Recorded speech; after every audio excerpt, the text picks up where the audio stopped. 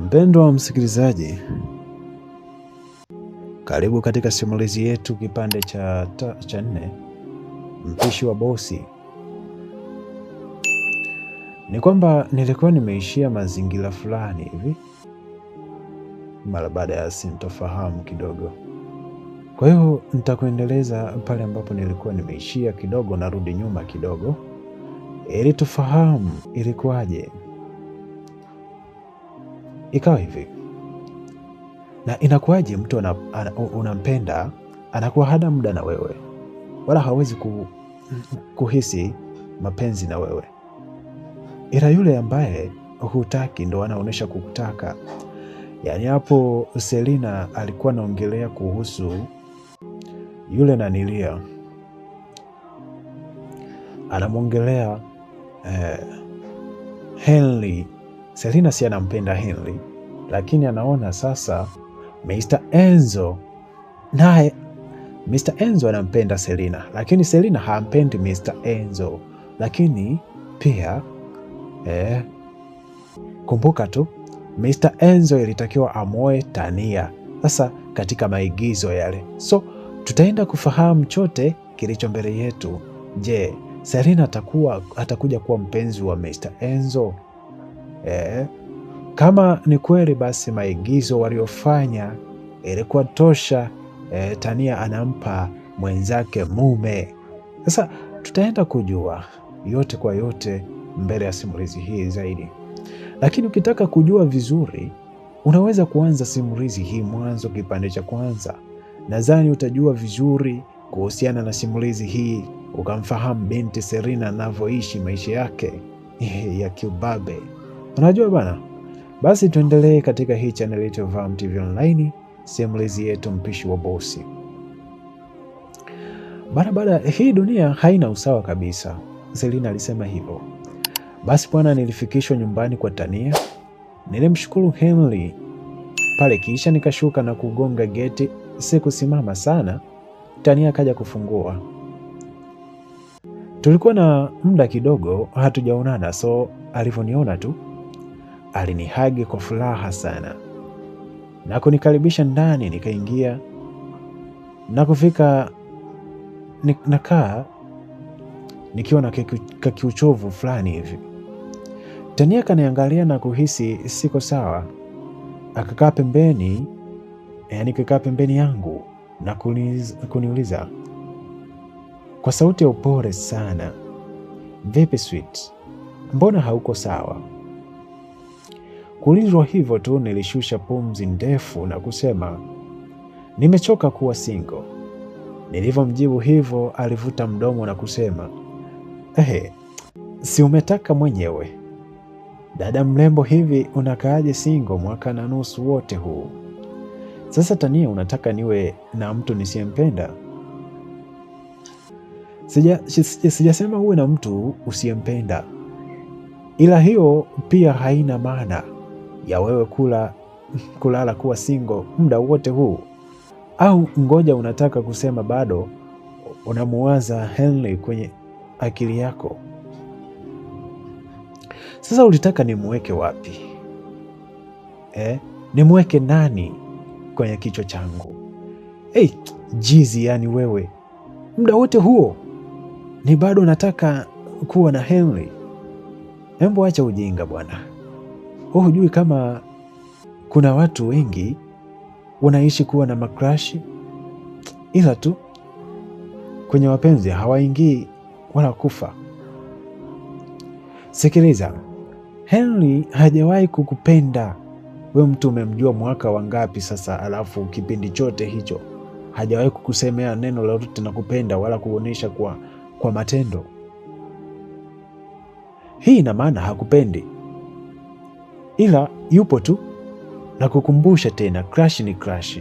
Hawa watu hubaki kuwa makrashi hivyo hivyo.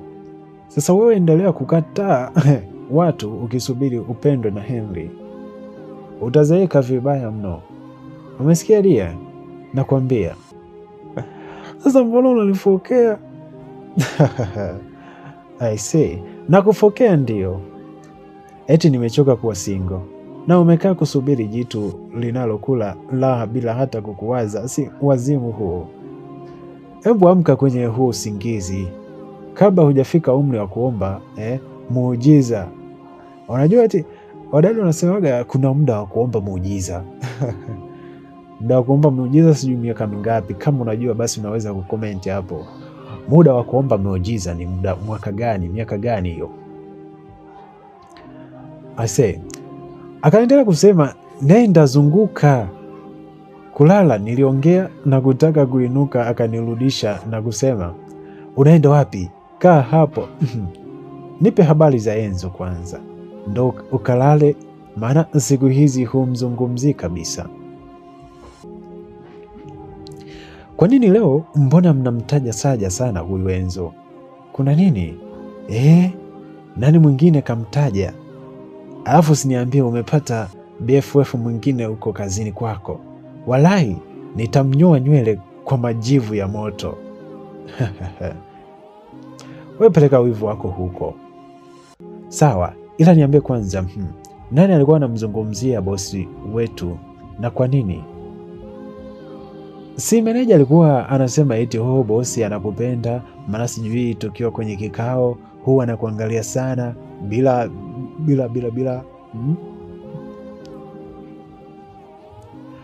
Hatimaye mtu ameongea nilichokuwa nakwambia kila mara. Selina, mimi nilisema huyu mwanaume anakupenda, na ndio maana hata alivyojua kuwa umemdanganya bado hakuchukia zaidi, akakuweka karibu zaidi. Ila wewe sasa ulivyo mbishi, unaona kama tunataka kukutupa kwenye tanuru la moto. Lakini sitaki kudeti na bosi wangu. Kwani kuna shida gani ukideti na bosi wako? Utakufa? No, right. Utachunika? Utachanika nini hapo?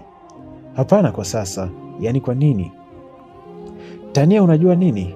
Aina gani ya wanaume ninao wapenda? Bosi hayuko hivyo kabisa. Kwa hiyo upo tayari kumwacha handsome man, mwanaume mwenye pesa na mwonekano nadhifu, kisa tu yuko serious sana? Yaani wewe unataka wanaume wanaocheka cheka kama machengu?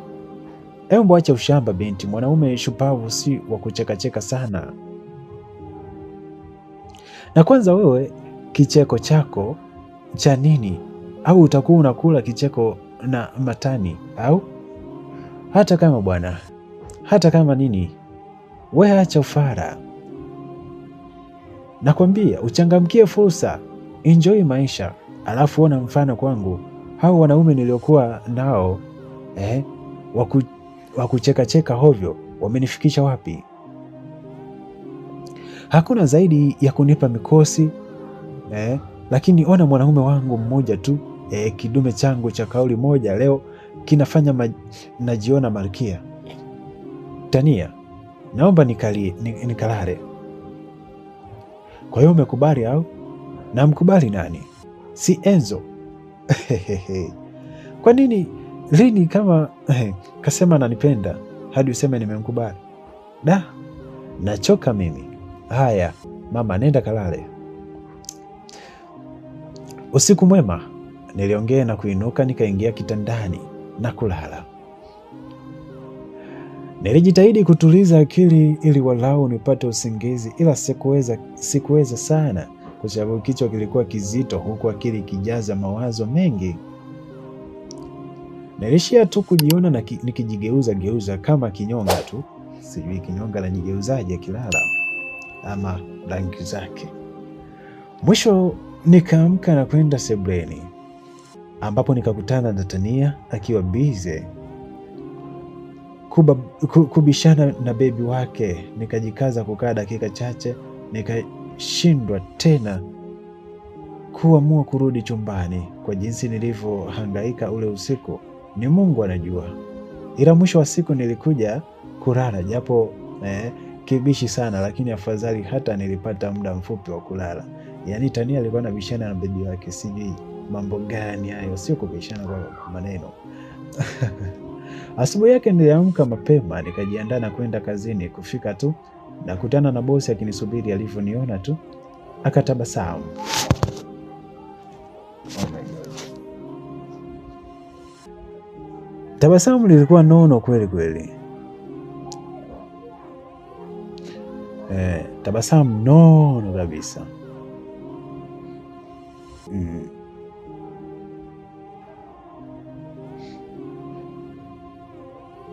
Kama vile mdada anapenda pesa, kaona fuko la pesa, yaani bosi alivyotabasamu. Mtu ukiwa humtaki bwana, ni matatizo yani. Nilitamani hata nieuke ili mradi nisiongee naye, ila huo uchawi sina, so nikakaza na kumsalimia. Habari za asubuhi bosi. Kwa furaha kajibu, nzuri, unaendeleaje na hari? Naendelea vizuri. Ni vyema kama uko sawa. Nilikumisi, nikaona niwahi ili nikuone kabla hujachoka. Oh, asante sana.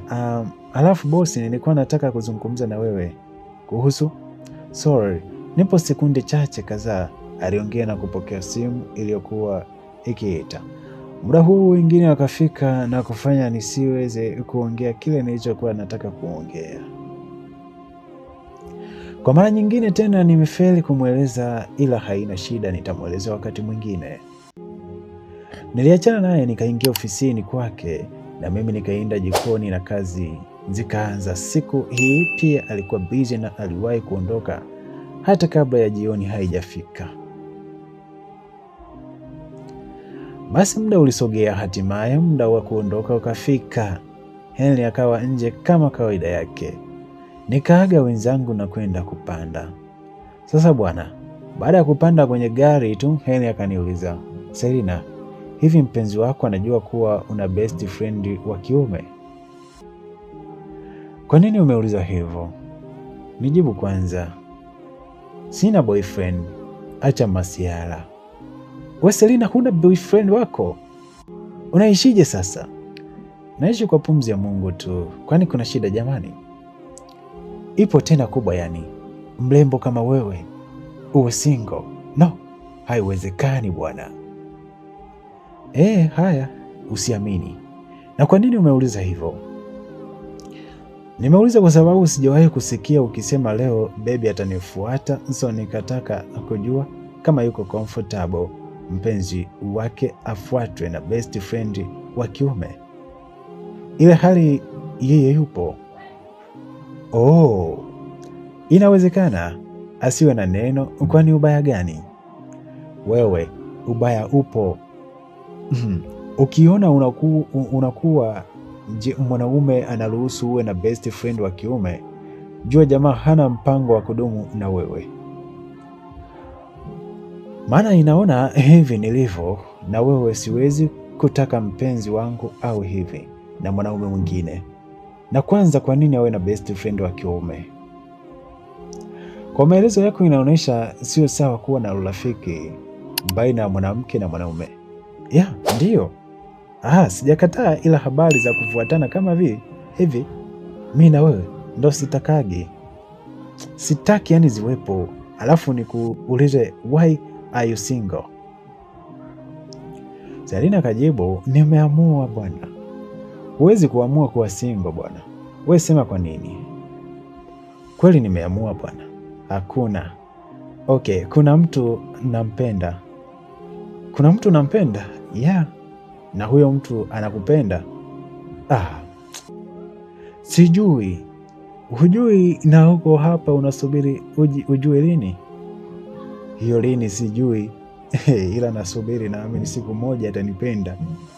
Wewe sikia angalau utaratibu mwingine. Hayo mambo ya kumpenda mtu na kusubiri hadi aone upendo wako, achia Wahindi. Muda unaenda hivyo. Hapana, naamini ni wangu. Unaamini ni wako ili hali hajawa wako?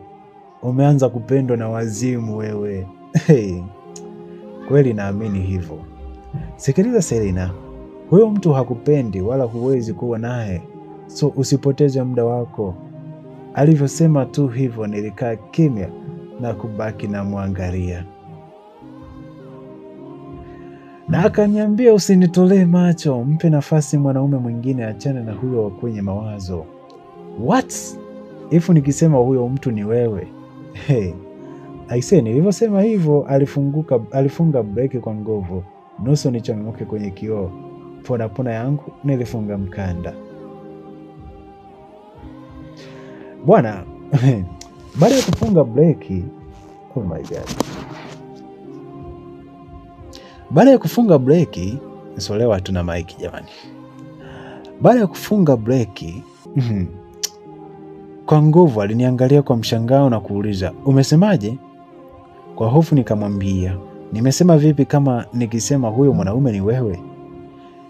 Sijui neno gani ambalo niliongea la kuchekesha, ila ghafla tu akianza kucheka kama katakenywa vile.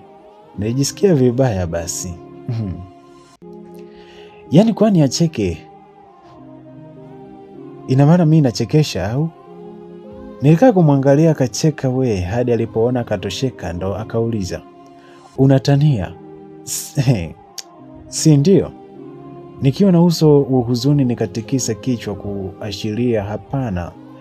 Akaniambia, no, huwezi kuwa siriasi hivi. Selina, umekosa wanaume wa kuwapenda hadi uje unipende mimi? Aisee, umeweka upendo sehemu mbaya sana, yaani nakuhurumia mno. Mimi huyu ni wa kupendwa na wewe? Hebu sikia kidogo, sitaki kujua umeanza lini kunipenda, ila kwa wema tu na kwa usalama wako pamoja na rafiki wetu ni kwamba sikufai. Yaani namaanisha kabisa sikufai. Na kama hizi treatment zangu ndo zimefanya umenipenda kwa kuhisi labda nitakuwa nakupenda, you are wrong way. Kwa sababu mimi siko hivyo ulivyohisi. Yaani nilivyo hivyo na ninavyokuwa kwenye mahusiano ni tofauti. Yes, na kutreat vizuri, ila haina maana kuwa mimi ni mwema kwa hatima ya girl. I'm lost.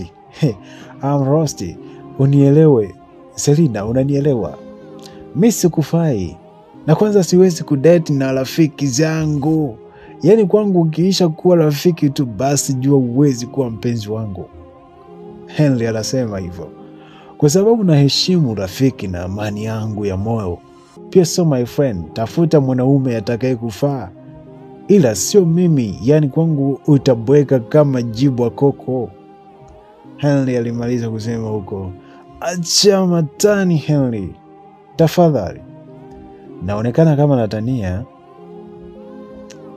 Wewe sikufai, na wa kwanza sina malengo ya kuoa leo wala kesho, na hapa nilipo nina watoto hawa wawili. Najua hili hujui, ila ujue nina watoto wawili na mama ni tofauti, na sina mpango wa kuoa hata mmoja wao. Kwa hiyo linda moyo na furaha yako kwa ajili ya mumeo. Natumai umenielewa, na kama nimekujibu vibaya samahani, ila huo ndo ukweli.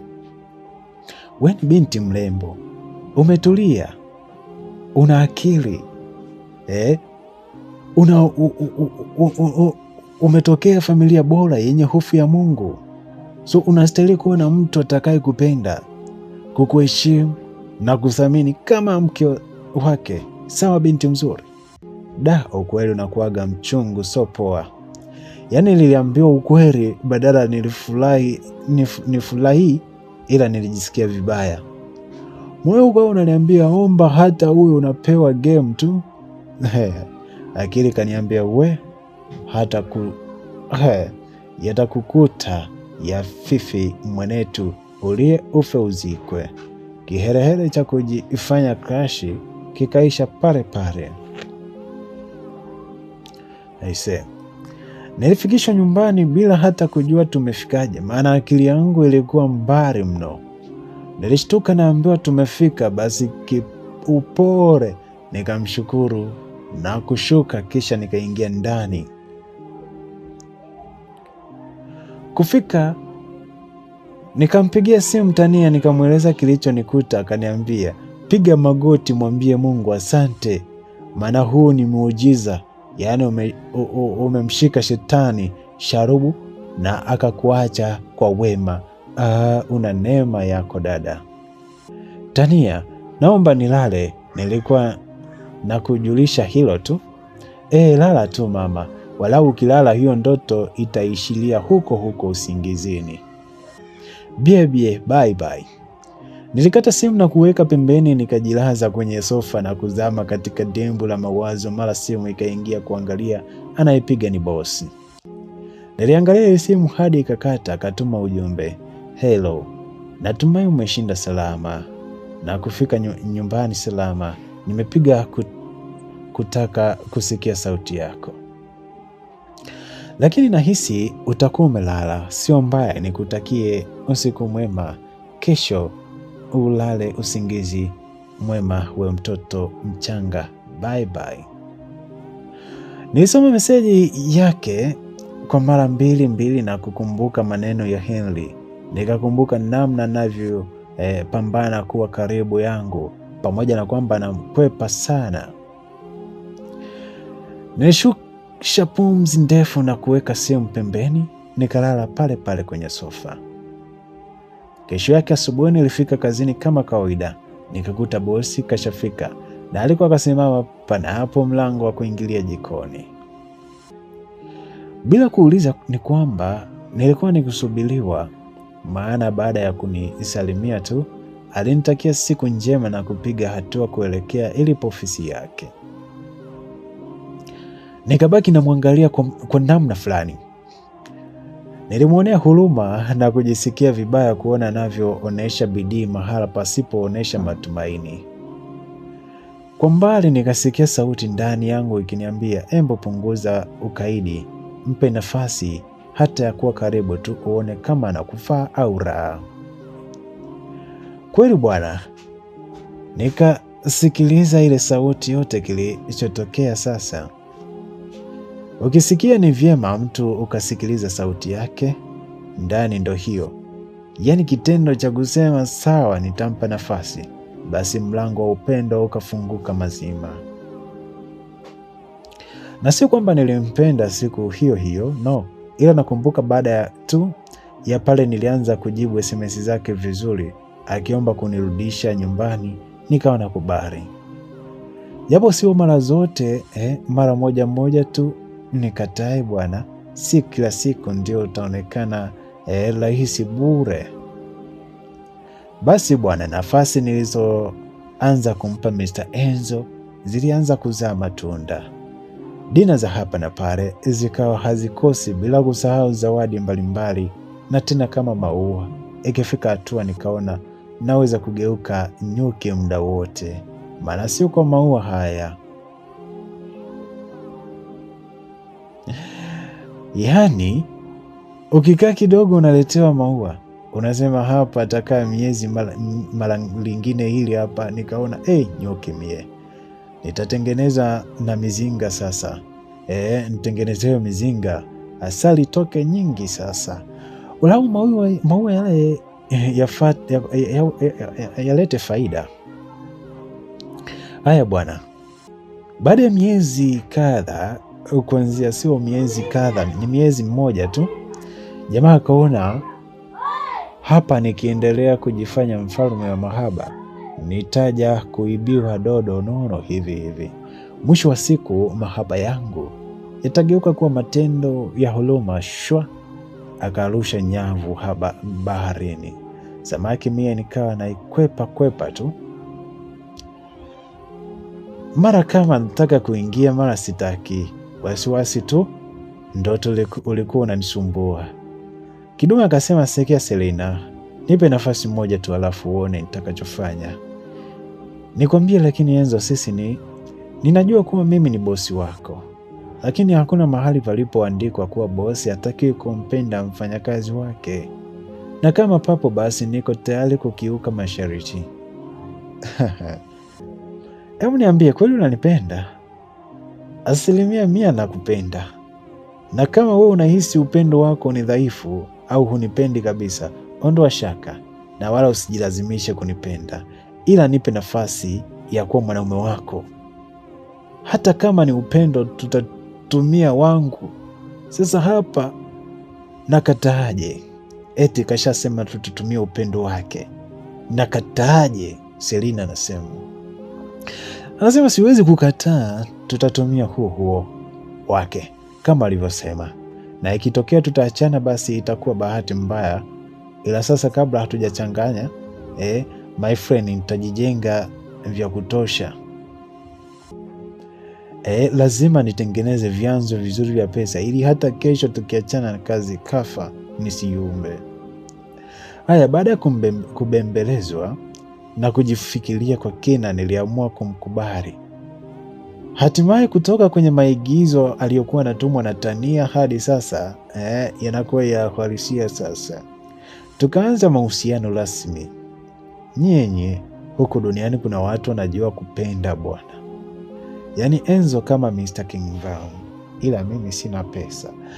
Niliahidiwa huyu jamaa, ukoo tafadhali maombi yawe mengi, uzio uzidi kuwa imara, maana wajameni, kupendwa raha. Nimesemaje? Kupendwa raha. Sikiliza vitu vizuri.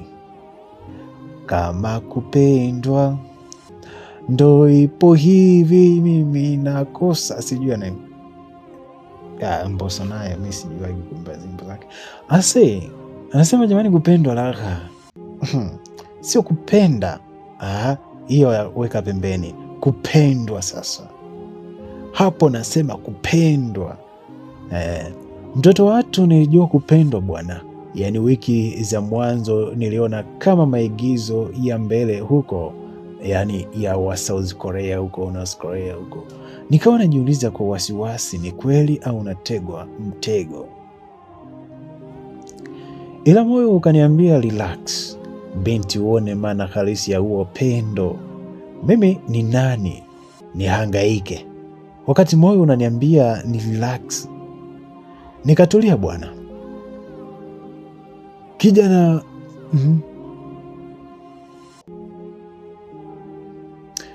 nikatulia. Kila leo akazidi kuongeza udambwi. Nilikuwa na kaza hata kumpa kiss, ila nikaona embo ngoja nijitoe mazima bwana. Siku hiyo mwenyewe nikamwambia nakuja baby.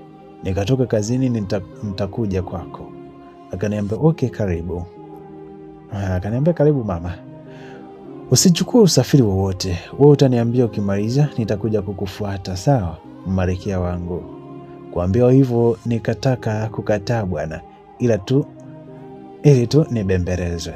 Nikamwambia no han, nitakuja bajaji tu, wala usijali. Akasema hey mama, nitakuja kukuchukua okay, lakini baby ukiendelea kubisha nitakufinya. Okay, haina shida. Hayakuwa makini.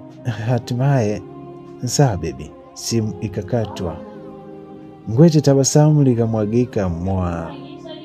Haya, nilifanya kazi chapu na nilivyomaliza nikamtext kuwa nimemaliza, unaweza kuja? Akaniambia okay sweetheart, nipe dakika kadhaa nitakuwa hapo. Kweli baada ya dakika 40 hivi akafika. Nikainuka na kutembea kwa maringo mwenyewe hadi kwenye gari, nikaingia. Akani hug pale, ila kumzuia nikampa kiss la juu. Akaniangalia kwa macho fulani hivi, lakini unataka nini? Niseme nini mie zaidi ya kutabasamu na kuonesha vile aibu mshenzi? Haya mpenzi wangu huyu, kabla ya kuendesha akaniambia niweke miguu yangu mpajani mwake, yaani aendeshe huku akichezea miguu yangu. Mambo mazuri kama haya nakataaje sasa? Chapu kwa haraka nikainuka, miguu kuweka kama alivyotaka. Safari ikaanza. Mkono mmoja ukawa unaendesha, mwingine unachezea miguu, mara vidole taratibu. Mpenzi, nasikia raha mimi. Jamani, tulifika nyumbani nikajua nafika naoga na kulala, ila nikakuta nimeandaliwa kakitu kakushtua tumbo kidogo. So tukapiga pale, na baada ya hapo akaniuliza, utalala na mimi kitanda kimoja au utalala mwenyewe? Nikamwambia nitalala mwenyewe, nilijibu huku nikimwangalia kwa macho yaliyojaa usingizi wa kikubwa. Akatabasamu na kusema okay. Na unajua aliuliza kwa sababu gani? Toka tuanze mahusiano sikutaka ukaribu wowote ule unaohusiana na unaovunja amu ya sita, na yeye hakutaka kuforce wala hakuweka hilo kama kipaumbele. So baada ya kubadilika akaambia twende nikakuonesha bafuni uoge. Kufika chumbani akanipa taulo na kuonesha bafu lilipo. Nikamwambia naenda kuoga mwenyewe, yaani wewe huogi au? Ni kijana gani atakayepewa nafasi hiyo ya dhahabu na aikae aonyeshe mkono juu? Hayupo. Na hata bibi wangu mwenyewe alivyosikia hivyo chapo kaniambia twende. Tukaenda. Yalivyotokea huko na usiku huo ni stori ndefu isiyopaswa kusimulia, ila tulikuwa ni usiku bora kuliko yoyote ile iliyowahi kutokea. Naweza kusema baada ya usiku ule ndo nilianza kumpenda. Sio uongo bwana. Baada ya usiku ule ndo nilianza kumpenda, na mimi kwangu safari ndo ikaanza hapo. Mahusiano yalinoga haswa, michezo ya out vacation, zawadi na ahadi vikawa vingi zaidi. Mwisho nikabeba mimba bwana. Nikajua habari yangu inaisha hapa, ila Mungu akaniona bwana, kwani baada ya hapo kumwambia kuwa nina ujauzito alifurahi, na wiki hiyo hiyo akaenda nyumbani. Taratibu zikafuata, nikaja kufunga ndoa naye nikiwa na mimba ya miezi 5. Niseme tu nilichukua nilichukia, maana nilipania harusi yangu, ila kutokana na uchovu wa mimba sikuweza kufurahi kama nilivyotaka. Lakini yote mema, si ndio? Kuchezea ama kuto kucheza, yote ni sawa. Kikubwa ndoa ilipita. Sasa kabla sijaondoka, nilijibu swali ambalo mimi mwenyewe nilikuwa namuuliza kila siku. Swali gani hilo? Na lile kuwa alijua kama mimi sio Tania, na ikawaje? Baada ya kujua hakuongea wala kuonesha tofauti. Aisee, baada ya ndoa kufungwa bwana, ndio nikaambiwa siri ilikuwa nyuma ya pazia. Nyie na Tania nikimkamata na mvunja nyonga. Hivi kuna mtu anaweza kuamini kuwa yote iliyofanyika ilikuwa ni mchezo wa Tania? Yaani hakukuwa sijui baba yake kamtafutia mtu, ila kumbe Enzo aliniona kupitia status ya kaka yake na Tania, na akawa amenipenda bwana.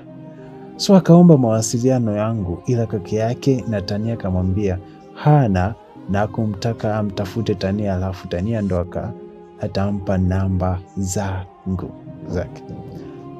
Binti naye kutafutwa, akamwambia huyu ili umpate inabidi umuanzie mbali. So zikachorwa plani mbili, yani ya kwanza ni ile ya kuenda kuonana na badala yake, na ya pili ni kuhusu kazi, japo kwenye kazi Heri hakuhusika, nikiwa na maana kwamba ndio akitafutwa na Tania na kumwambia anitafutie nafasi ya kazi, ila hakumjuza kuwa wanatengeneza mazingira ya mimi na Enzo kupendana. Nilichoka na kubaki na shangaa, yaani maana muda wote nilikuwa kwenye mchezo bila kujua. Enzo alicheka na kusema, achana nayo, kikubwa umeshakuwa wangu, na unajua sikutaka sikuwahi kukupata kwa urahisi. Nilitamani iwe tofauti, na ilikuwa hivyo, maana tabia mbaya, na nisimuone Tania wallahi nitampiga nazi ya kichwa. Unampigaje wakati amekupatia mume? Ila unajua nini mke wangu, achana na mimi. Sikia basi mama, sitaki. Mrembo, punguza kisilani basi. Sema unataka nini? Mara ya kwanza kuona picha yako nilikuona mwanamke mzuri sana. Kwa hiyo sasa hivi baada ya kunipata na kunitia mimba unaniona kama beberu, sio? Hapana, na kuona mzuri kuliko jana. Mke wangu, wewe ni mwanamke mrembo kuliko wote niliowahi kuwaona. Najivunia sana kuwa mumeo. Sure baby, you are so beautiful. Naomba hela. Maneno ya pesa tafadhali, alisema na kutaka kuondoka. Nikamshika kumzuia, akaniambia unataka shingapi? Maana naona unanitafutia sababu ya kunilaza njaa leo. Nilinyosha vidole kuonesha kiasi cha pesa ninachohitaji. Acha akachukua wallet yake na kunipatia, nikainuka meno yote nje na kumwambia njoo mwanangu, ulale kifuani kwa mama yako. Jamani, Selina anasema nimemaliza bwana, sina la ziada, kwa hiyo ni washukuru na kuaga. Bye bye, na wapenda, mbarikiwe mno na mabusu tere tere. Basi kumbe ilikuwa mchezo. Hadi kumpata Selina, Tania alitumia mbinu hiyo kumshawishi Selina kuwa karibu na huyo bosi ambaye anaitwa Mr. Enzo. Natumai umejifunza simulizi ilivyo na jinsi hatua zilizofanyika hadi kupatikana kwa huyu Selina kuwa mke wa Mr. Enzo. Hii ni Vam TV na hiki kilikuwa ni kipande cha mwisho, mpishi wa bosi hadi kuwa kwenye ndoa. So ni wakaribishi sana katika chaneli yetu ya Vam TV Online, tuwe pamoja zaidi. Asante.